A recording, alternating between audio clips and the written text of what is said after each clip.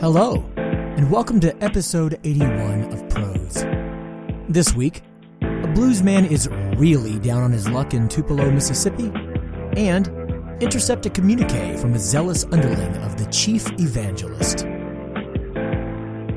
For those that might have missed the announcement last week, the Prose Patreon has officially launched. I hope that you will all head over to patreon.com/Prose Podcast and consider becoming a patron of the show. We have had a nice response thus far, but I hope for even more of you popping in as patrons in the near future. Don't miss out on the cool swag, and thank you so much in advance for helping me keep going on journeys with all of you wonderful listeners. Additionally, the show and I will be moving to Brooklyn, New York in the next couple months. As such, you'll hear some changes to the audio as I change spaces. Just like with all changes to the podcast, I truly appreciate your patience amid the major move.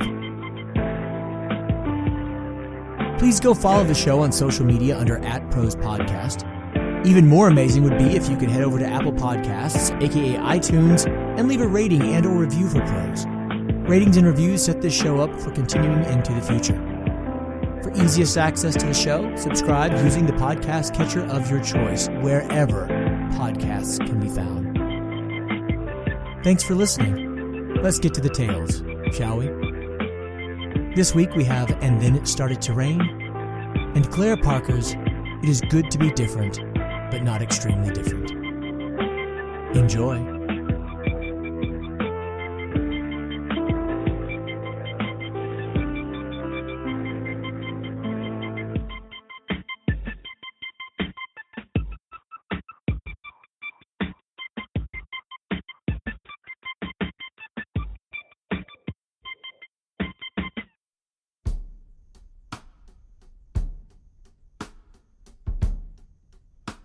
And Then It Started to Rain, an original short story by Jared I. McGee.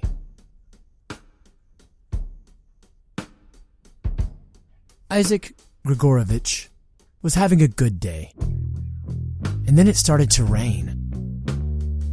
His gear was getting soaked now, despite the inexpensive blue tarps he'd bought at Home Depot last week, knowing from his Weather Underground app that, despite the rather bright and shiny forecast, he could never trust Tupelo. Tupelo always got him in one way or another. Then again, this time around was a special time for that Mississippian screw to which he'd become quite accustomed. This time around started the same way as any other time he rambled down that way. Isaac had always played a small juke joint called Harrod's that had some street cred around the African-American blues and folk circles. The right kind of small, cement-floored place that was dripping with grease, saturated with the musky smell of catfish and hush puppies, and that sold some strong-ass mash, despite being in a dry county. Him being a white boy only mattered in those sorts of venues until he opened his mouth. Though he didn't like his own voice, as many artists don't, Isaac supposedly, according to his growing fan base, had the right kind of husk and grit. That howlin' wolf with a dash of Tom Waits with an ounce more of polished Ray Charles that modern audiences enjoyed from blues and folk artists, be the audience black or white. Today, though, Isaac had killed the audience. He'd not felt so good about his connecting with a group of people in a very long time. The show had been a midday affair to boot. Those things were normally travesties waiting to happen. Maury, his manager, told him that this type of show was what was going to launch him into real fame. This type of show was what got people talking and requesting his EP on the radio and streaming it online. Well, not many people down this way had any ability to stream anything online, but you know. Not that Maury would really know what he was talking about.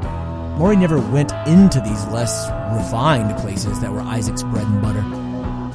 Maury was far too LA for that. Maury's words, not Isaac's. It made for a real heap of hypocritical bullshit that streamed from the manager's mouth anytime he and Isaac had the opportunity to speak. The gig began to go south because of Isaac himself, with a little dash of Maury. Quite often, Maury accused Isaac of being too buttoned up for a bluesman, saying he didn't improvise and let loose enough. Maury wanted spontaneity, and Isaac couldn't help but say to himself, "Damn it, I'm spontaneous," and began to make overt attempts at proving the stuffed shirt man wrong.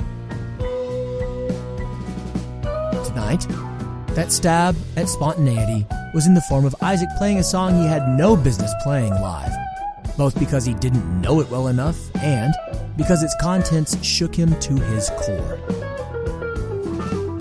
The song was titled Refrigerated Love and was about his most recent relationship, if that's what anyone could call that mess of yelling, fucking, hatred, love, drunken declarations, more fucking, and more yelling. He'd had a bad time even amid the good times, but he still found himself trying to prolong and preserve what scraps and leftovers were still present from that abortive coupling. The song started well enough. The audience was actually immediately captivated by Isaac's earnestness and visceral pain that came through even in the first lines of the piece. But he began to get too into his own head. Fingers forgot where they were meant to go. Words became garbled. Worst of all, his eyes went from being glossy to being so full of tears that the tears breached his eyelids and crept their way down his cheeks. Now, Isaac did not fully falter. In fact, he still got some hefty applause after the 4 minutes and 53 seconds were over. Pre-verse, verse, chorus, verse, chorus, bridge, pre-chorus, breakdown, chorus, modulated chorus. Cheers. That's how it went. Isaac knew that after the show he'd be drinking again, though, and with those drinks would come darker thoughts and darker deeds. Once the show had ended, Isaac went directly for his free drinks at the bar. Unlike most bars these days, Harrods didn't skimp on the drinks or put a 2 or 3 glass limit on its visiting artists. So Isaac went straight for the local rot gut. 5 drinks in, an older man that introduced himself as Thomas told him he was pretty decent for a white boy, which pleased Isaac immensely. However, good old Thomas followed that with how he thought that Isaac might have just a touch of star quality about him, if he could just move himself into a place a bit farther away from his emotions when he performed. Like most performers, Isaac knew the advice to be simultaneously wise and moronic, but he smiled and said thanks all the same. Still, Thomas is labeling him as something akin to good, something akin to celestial or transcendent really hit Isaac as he continued to drink from his dirty glass for a few more pintfuls. A touch of star quality, almost famous, on the edge of something big. And the list of idioms and adages went on and on, each one saying the exact same thing. He was good. He was desirable. Just not good and desirable enough. That was what Jolene had said, too. Initially, he was attracted to Jolene because of her name. How could he not try to pick up a girl that was a living, breathing reminder of a Dolly song? That was too perfect. To be fair, she was initially attracted to him because a surname like Grigorovich is not all too common south of the Mason-Dixon. Nomenclature certainly did start them, but there was a spark from the get-go. A blaze even, from that first shot of bourbon. But Isaac didn't need to reminisce and recall. That only made things worse, which made his writing and then subsequently performing Refrigerated Love one of his dumber ideas. Good God, he'd had these locals in the palm of his hand and he dropped them with just an hour left of the gig. Maury would be livid when he heard. Once he was good and drunk, Isaac rolled outside with his armfuls of gear, bumbling out the back door onto the sidewalk and trying to remember where his Greyhound to the next town was meant to be stopping. No tour bus this time around. even drunk. He recalled that half the gritty appeal of Harrods was that it was the Greyhound stop for all intents and purposes. The buses let its passengers off 5 feet from the main door as part of a poorly marked stop put in place for anyone traveling I-22 or Highway 45. Isaac was realizing that meant Harrods was at a crossroads in the state infamous for music men selling their souls to the devil for a shred of fame, just as the first grumble of thunder bellowed, the clouds coming awake, the rain following right on its heels. Elvis, Jumpin' Gene Simmons, Paul Thorne, more recently Ray Strummin and Diplo. Those boys were all from Tupelo, and they made it. To his knowledge, those artists hadn't sold their souls, but Mississippi was full of artists who supposedly had. As the rain fell down heavy and fast, Isaac wondered if that might be his answer. The answer to being wet, the answer to riding a damned Greyhound with the unwashed masses, the answer to Jolene cheating and leaving, the answer to Maury's bullshit, the answer to always being so close to everything but never attaining anything. Fame, recognition, love, friendship, partnership, money. He'd been feeling like he might be able to pull out of the funk from Harrods when he'd had that slight kiss of late afternoon sunshine. And then, just like it always did, it started to rain.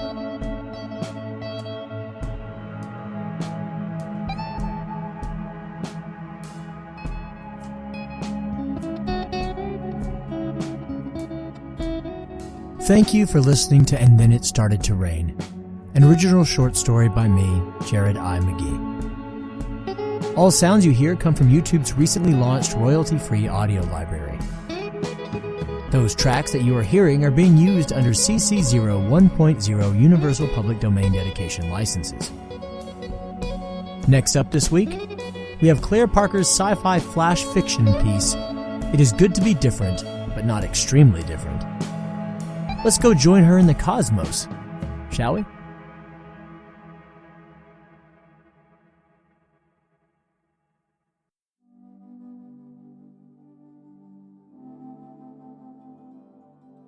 It Is Good to Be Different, but Not Extremely Different, by Claire Parker.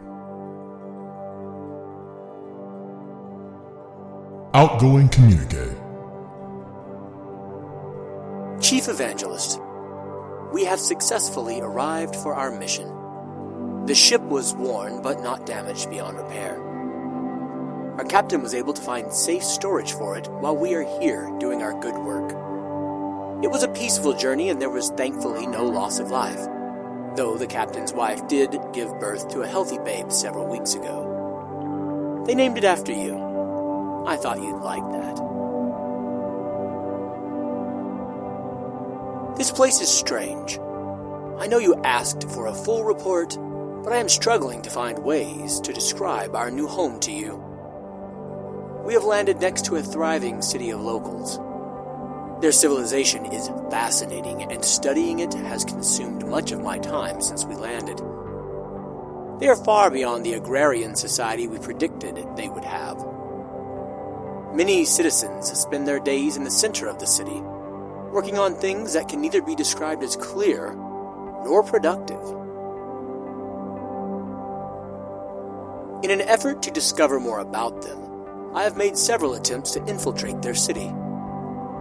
These have had varying levels of success, but each have proven informative in their own way.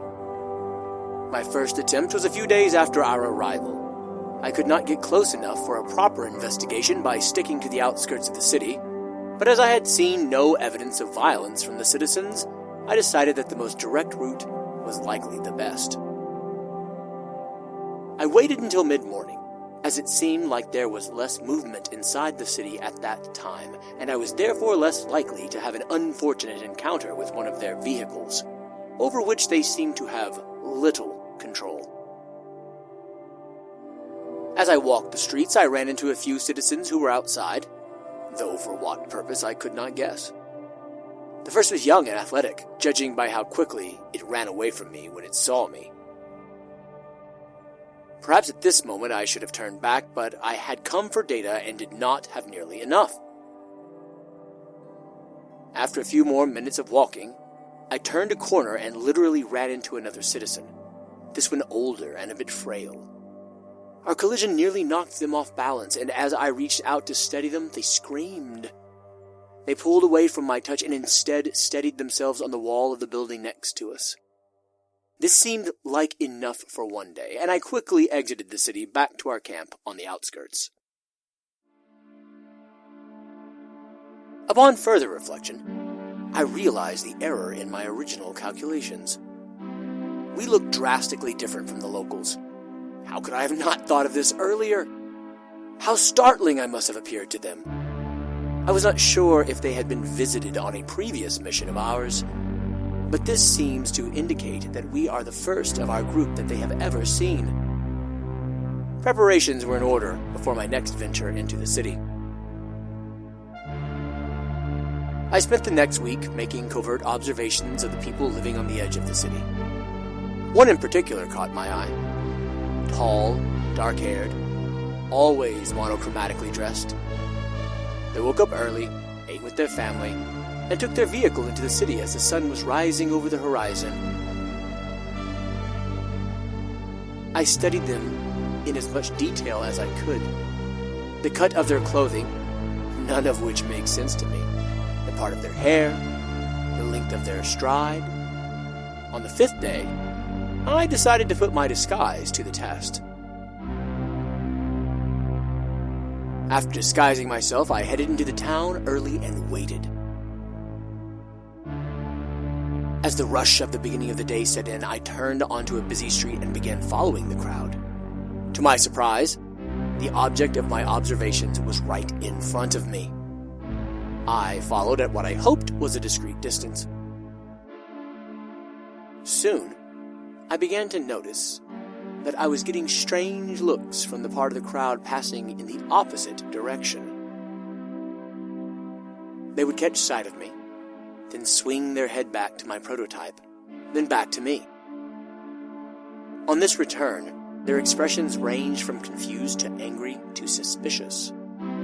A couple of them even tried to address me about it, but I simply kept walking.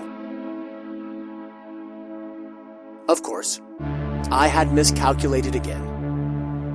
Looking through the crowd, I realized that no two citizens look exactly alike.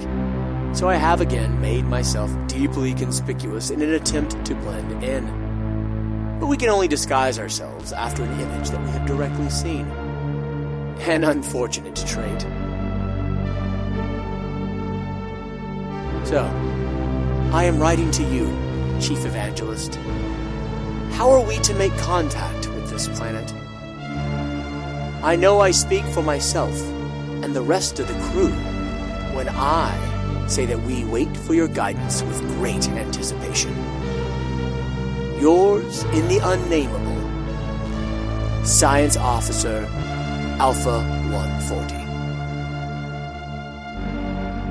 In transmission.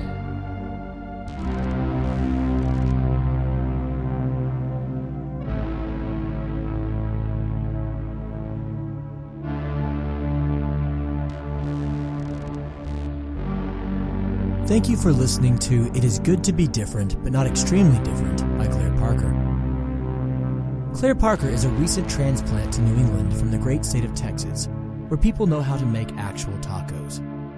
She likes fairy tales, Shakespeare, and Buffy the Vampire Slayer, though none of those are as cool as her dog, Pocket.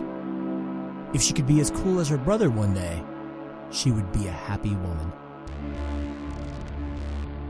All sounds you hear come from YouTube's recently launched royalty-free audio library. The tracks being used are under CC 1.0 Universal Public Domain Dedication licenses. That does it this week for Prose. Many, many thanks to Miss Parker for yet another fun adventure, and we'll be seeing even more of her work in the very near future. As I said at the top of the show, zip over and follow the show on all forms of social media under @ProsePodcast, And please consider leaving a rating review and/or supporting the show on Patreon, as both help others find the podcast and help the podcast continue on into the future. As you all continue about your day, I hope that you'll remember to love those around you, tell them that you do, and embrace this life as it is, always, stranger than fiction. See you next time, and thanks for listening.